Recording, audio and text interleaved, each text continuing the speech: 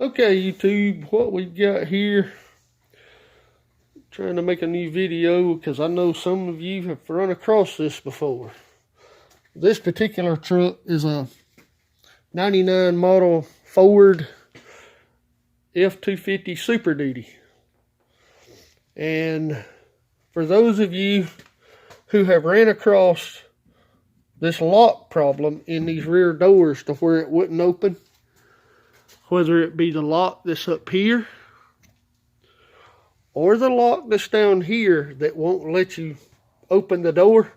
If it's this lock, you can pull these two bolts out and get the door open so you can get this door handle off. If this one down here, it's a little more challenging. Work with it a little bit and you can get it undone where it locks in down here. I don't know if you can see that, but where it locks in, it's a little bit more challenging. This mechanism is very expensive from Ford, but with a little bit of work, you can, the cables most of the time I don't see go bad. These cables right here, what I see is the plastic in there that holds into these things is what's going bad on them. The way this thing works is if you pull it, you can see that actuator move. Well, it holds the cable still by a little old piece down in here, and this part is what moves. The cable sits for the top one sits here. This is the bottom one. On this particular application that I'm fooling with today, this top one that goes up there on the top part, this one's the one that wasn't coming unlocked. So I just undone the little bracket. This little bracket, I just undone those bolts. Got the door open to where I could take all this off. And I'm going to show you how I repaired this cable. Now the way this thing is you've got a piece of plastic. I hate plastic. But they got a piece of plastic that's here. And it clips on right back here on this thing. If you stick your finger back here, it's a little slide in. It just slides up on there. It clips on there. Not a whole lot of pressure. There's no way to hold it on there. So what I'm gonna call this video is better than stock, because what I came up with here is better than their stock applications. This is the cable. This is the lock that you're gonna take out of there. It's 3 bolts. It's the bolts are they're a T27 head on them. You're going to take this bolt out, this bolt out, this bolt out, and make sure that you're free and pull that thing out through here. Okay, because that's the way you got to reinstall it, is back through here.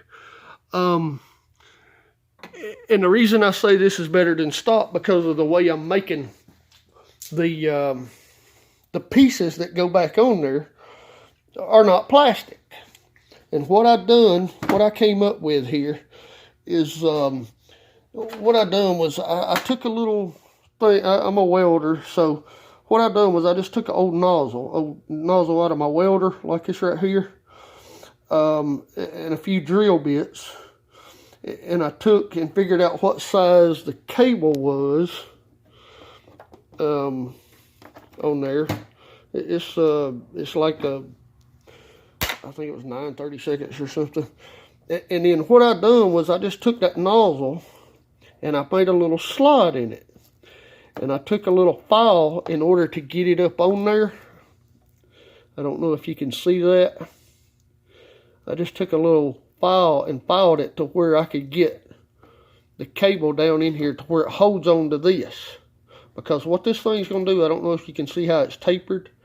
A lot of you guys that may have a lathe or something can probably make this look better. I don't fool with lathes around here. I just use a grinder or whatever. If you keep fooling with it, you can make this piece, the ones with the fatter head, and you can go to any welder supply house. I think the ones I use come off of an old Miller drag torch tip or whatever. But You just take something that looks like that right there. It's got a little hole in it already. You can use that as a pilot hole. And you just make it fit where this slot is in here. I'm going to try to attempt to film this and show you where that little slot is in there, in this thing. You just fix it to where it fits in there. Let me grab a flashlight here. I don't know where my light went, but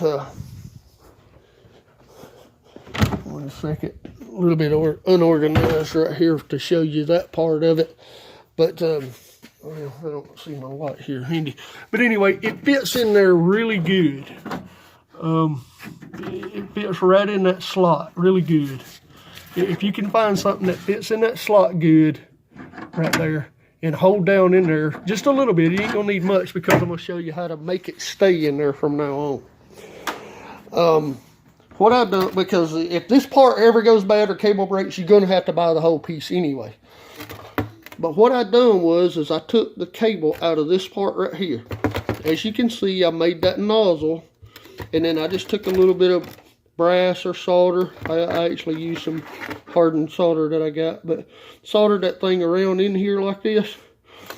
And what I'm gonna show you is if you take and click this in like that, that thing will be locked on the door. I need somebody to film me, but I don't have that option today. When you pull this thing, it'll unlatch right there. And if you play with it long enough, you will get it. You may have to adjust this right here to where it'll work, but you're going to solder that up. And all I used was just a little solder thing like that you can buy them at a lot of the stores and different things, and just some hardened solder, and you may need a little flux to put on that metal. But this will stop the plastic from breaking. This brass will last forever, and as long as, and like I said, I didn't drill all the way through this thing. I fixed it to where the cable would only stop. I don't know if you can see it down in there. I only drilled it maybe 3/4 of an inch down in there. This whole thing's probably, I don't know, an inch, inch and a quarter. But I fixed it so it'd go halfway down in there. And it actually works pretty good. What I'm going to do is get this thing soldered up, get it back in the door, and then we'll come back and go from there.